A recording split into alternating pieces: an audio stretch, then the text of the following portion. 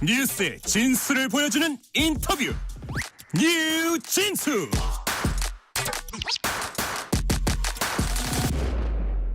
차기 당대표와 최고위원들을 선출하는 민주당 전당대회가 종반을 향해 달려가고 있습니다. 당대표는 여전히 이재명 후보가 유력한 반면 5명을 선출하는 최고위원 경선은 연일 순위가 뒤바뀌는 각축전이 벌어지고 있습니다. 민주당 최고위원 경선 후보로 나선 전현희 의원 전화 연결해서 관련 내용 알아보겠습니다. 전현희 의원님 안녕하세요. 안녕하세요. 자, 많이 반갑습니다. 바쁘실 텐데 시간 네. 내주셔서 정말 감사합니다. 아유, 제가 영광입니다.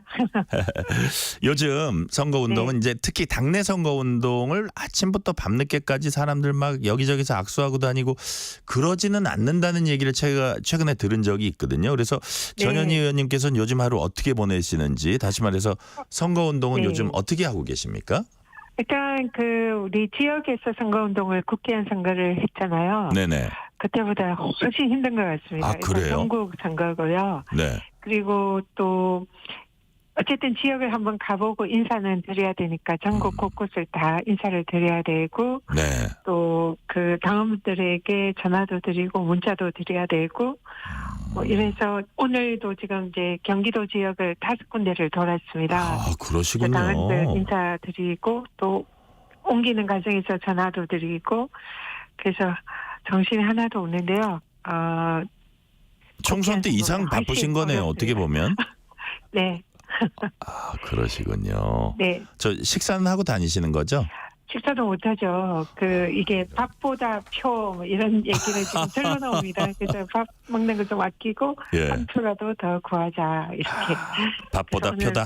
못 먹은 것 같습니다. 하루 종일. 예, 아이고 참 이거 많이 좀 마르셨겠어요. 자, 전당대회가 18일이니까 꼭 이틀 남았고 이제 시도당 가운데 아까 이제 경기도 저기 다니셨다는 말씀하셨지만 시도당 가운데는 대전, 세종, 경기, 서울 합동연설에는 그렇게 남았습니다. 네. 그동안 12차례 치러진 이제 지역 순회 경선 결과가 민주당 그때 발표를 하잖아요. 네. 자, 의원님은 어떻게 자평하세요? 제가 누적 4위입니다. 네. 그래서 처음엔 기대를 많이 했지만 지금 현재 4위도 정말 다행이다. 참 잘했다 이런 생각이 들고요. 네. 너무나 다들 훌륭한 후보들이라 5등 안에 들어야 이제 최고위원이 되잖아요. 네네. 그래서 어쨌든 그 안에 들어있는 것만 해도 너무 다행이다. 이게 마치 월드컵의 수금의 조와 비슷하다 이런 말씀하시더라고요. 네네. 그래서 다 쟁쟁해서 그동안 참 잘해왔다라고 답변을 합니다. 감사드립니다. 잠깐 여성 한 분 해주는 거 이런 거 없어요? 원래 이제 5위 안에 여성이 없으면 예. 이 여성을 이제 5등 한 분을 빼고 여성을 올리는 그 조항은 있긴 있는 거죠? 네, 있긴 있는데요. 요즘 이제 민주당 여성 의원들과 여성 정치인들이 예. 워낙 다들 훌륭한 분들이 많으셔가지고 그런 혜택을 안 받더라도. 예, 거의 자력으로 올라오시는 게 지금 이제 전통이 되어가고 있습니다. 아, 그러시군요. 자, 예. 그렇다면 우리 전현희 의원님이 민주당 최고위원으로 선출돼야 하는 이유, 가장 중요한 이유 무엇입니까?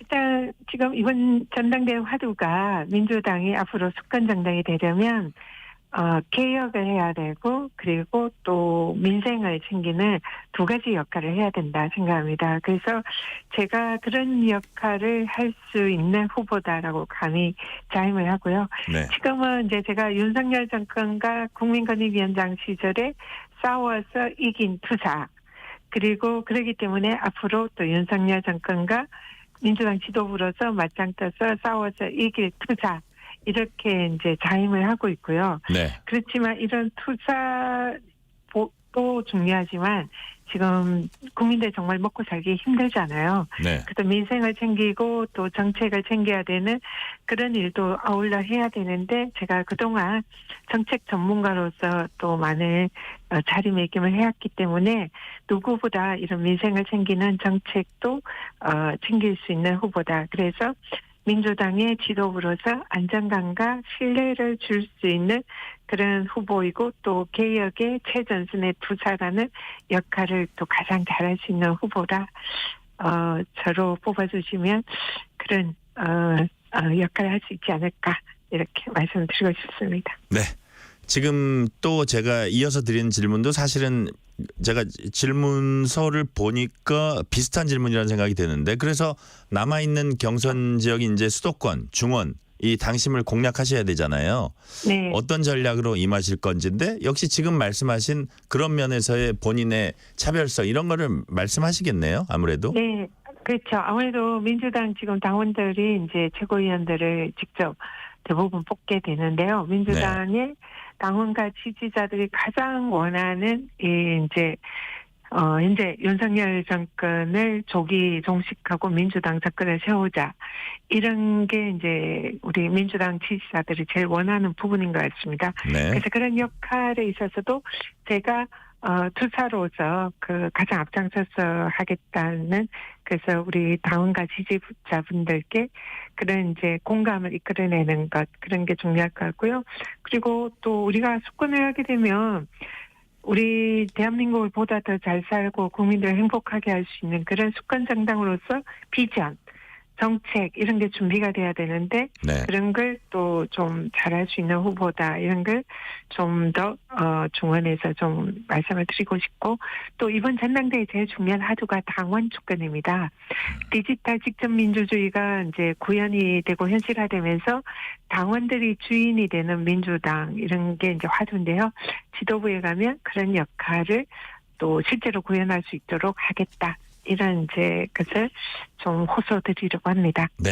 지금 우리 전현희 의원님이 말씀하신 게 투사, 민생 정책 개혁 그리고 당원이 주인되는 민주당 당원 주권까지 말씀을 해주셨습니다. 그런 부분에 있어서 자신이 가장 잘할 수 있는 그 최고위원 후보다 이런 말씀을 해주셨고요. 지금부터는 그 당 대표 경선 관련해서 몇 가지 좀 여쭤볼게요.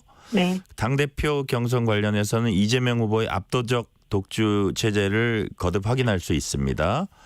근데 이제 이 와중에 투표율이 당대표 경선 기준 한 20%대 낮은 당원 투표율이 나오고 있어서 이것의 의미가 무엇일까? 뭐 당내 일부에서는 약간의 우려도 나오고 있는데 20%대 투표율 어떤 의미로 해석을 하세요?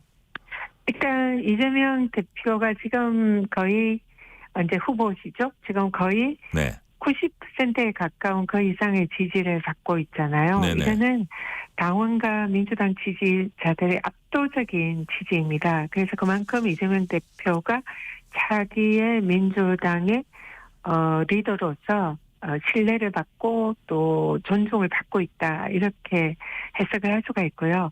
그래서 거기에 대해서는 워낙 믿음이 강하고 지지가 강하기 때문에 사실상 거의 이변이 없잖아요. 그러니까 이제 이변이 없으니까 그만큼 뭐 당연히 된다 이런 생각에 이제 약간은 투표율이 자연스럽게 투표율은 낮다. 네, 낮아지지만 그것이 우리 민주당이나 이재명 대표에 대한 안 좋은 신호다 이렇게는 저는 절대로 보지 않고요. 지금 이제 당대표에 대한 워낙 믿음과 신뢰가 있어서 사실상 우리 당원과 지지자들이 크게 걱정을 안 한다. 그래서 그런 부분이 좀 약간은 투표율에 그 치열한 경쟁이 있을 때에 생길 수 있는 그런 게 조금 떨어지지 않나 싶고요. 또 더위가 굉장히 심합니다. 네. 전당대회 정말 너무너무 더워가지고 예. 관심을 가질래야 가지기 어렵고 또 이제 올림픽을 하다 보니까 날씨도 무시 못하고 또 올림픽이라는 또 TV 앞으로 사람들이 몰리는 것도 있고. 예, 약간 그렇긴 하지만 이제 전당대회가 끝나면 아마 또 많은 그 관심과 지지가 높아지지 않을까 그렇게 네. 기대를 합니다. 여기 대해서 또 뭐 워낙 권리당원 수가 많기 때문에 그러니까 숫자 자체는 그렇게 낮지도 않다 이런 말씀을 하시는 분도 있고요.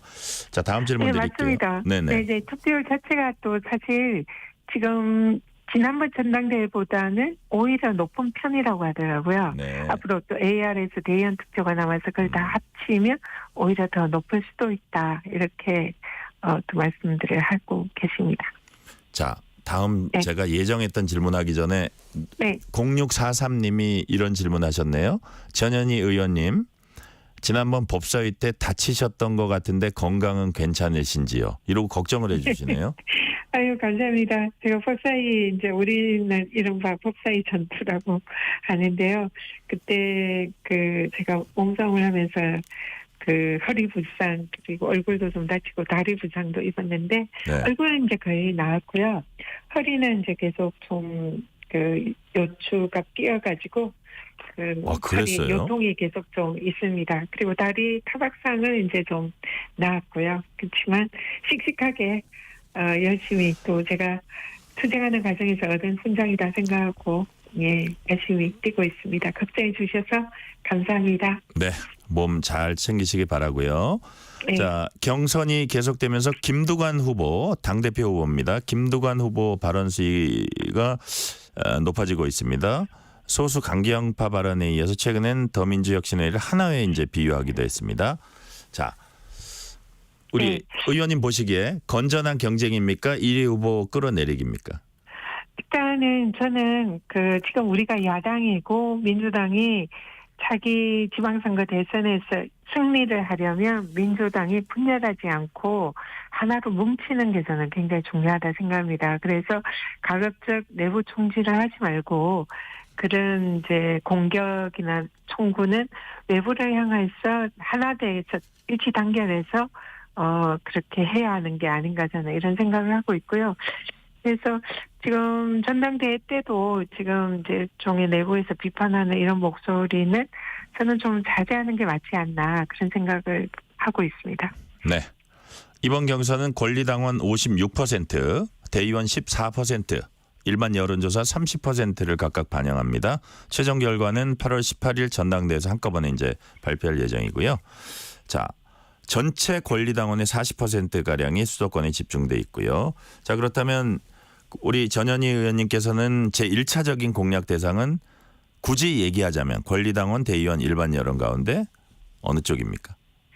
네, 당연히 권리당원이 이제 제가 가장 공략해야 되는 대상이라 생각하고요. 네. 지금 민주당이 전체 당비를 내지 않는 당원은 거의 합치면 250만 가까이 된다고 합니다. 네. 그리고 당비를 내는 권리당원도 100만 명을 훨씬 상회를 하기 때문에 지금 사실상 권리당원이 주인인 당으로 바뀌어가고 있고요. 이번 전당대회가 그런 이제 당원이 주인이 되는 당원 주권을 확인하는 최초의 전당대회가 아닐까 그렇게 생각을 하고요.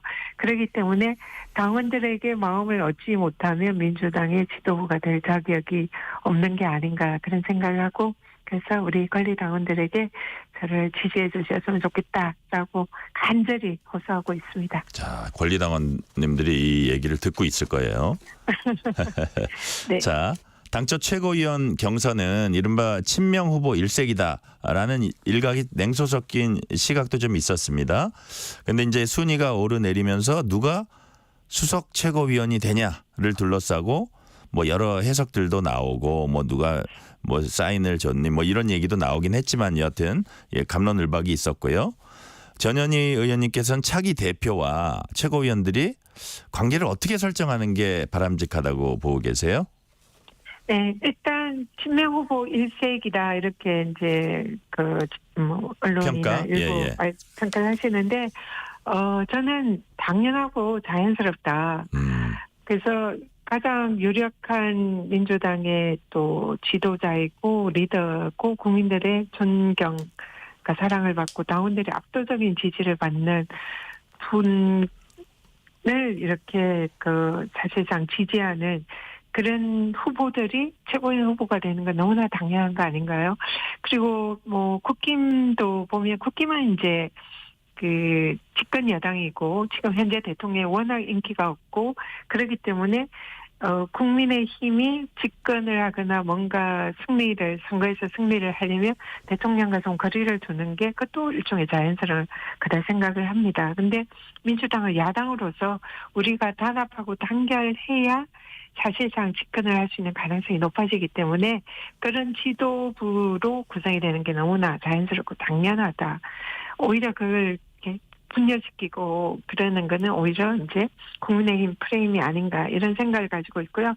그래서 차기에 지금 거의 이재명 후보께서 대표가 될 가능성이 매우 높아 보이는데 그러면 대표 중심으로 이 단합하고 똘똘 뭉쳐서 한 목소리를 내서 바깥에 대응을 해야 되고 물론 이제 여러 가지 정책이나 민생 대책이나 이런 거는 여러 가지 다양한 얘기가 나올 수 있다 생각합니다. 그래서 그런 역할을 저는 해야 된다 이렇게 생각합니다. 자, 민생 대책이나 이런 정책에 있어서는 활발한 토론을 벌이지만 네. 정부 여당에 맞서 싸울 수 있는 부분에 있어서는 똘똘 뭉쳐서 맞서 싸워야 된다. 이런 말씀으로 네. 제가 이해가 되네요. 네, 그렇습니다. 자, 네. 연관되는 질문인데요. 지난달 출마 선언 당시에 7월 7일이었나요? 어쨌든 한 달 전쯤인 것 같은데 출마 선언하실 당시에 이재명 대표를 지킬 수 있는 강력한 수석 변호인이란 표현 사용했습니다. 무슨 뜻입니까? 네, 정확한 워딩은 민주당과 이재명 대표의 이제 강력한 수석 변호인이다 네네. 이런 워딩이었는데요. 일단은 지금 우리 민주당 이재명 후보에 대해서 그동안 윤석열 정권에서 엄청난 정치적 탄압과 검찰 수사 뭐 이런 거를 당했습니다. 그래서 지금 사실상 법원의 재판을 받는다고 거기에 응유되어 있다 이렇게 표현을 할 정도로 이런 이제 뭐 업무나 이런 걸 하기도 힘들 정도로 지금 많은 탄압을 받고 있고요. 그리고 그 내용들을 보면은 사실상 무죄성이나 좀 뭔가 억울하게 탄압을 받고 있는 정치 검찰에 의한 그런 탄압이다. 저희들은 그렇게 보고 있거든요. 그래서 지금 이재명 대표를 앞으로 이제 민주당의 대선 후보로서 그리고 실제로 민주당이 집권할 수 있도록 하려면 이재명 대표가 더 상처를 받지 않고 더 이 싸움에서 이길 수 있도록 보호하는 게 저는 지키는 게 매우 중요한 또 일이다 생각합니다. 그리고 개인적으로도 그런 이제 말씀을 이재명 대표랑 많이